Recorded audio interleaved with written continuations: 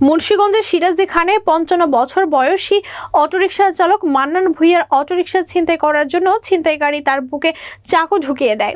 ছিনতাইকারী চাকু বুকে নিয়ে মান্নান ভূঁইয়া একমাত্র সম্বল অটোরিকশা সহ পালিয়ে আসে। শ্রীনগর নিজস্ব প্রতিনিধি MA কাইয়ুম মাইজ ভান্ডারীর প্রতিবেদনে দেখুন বিস্তারিত।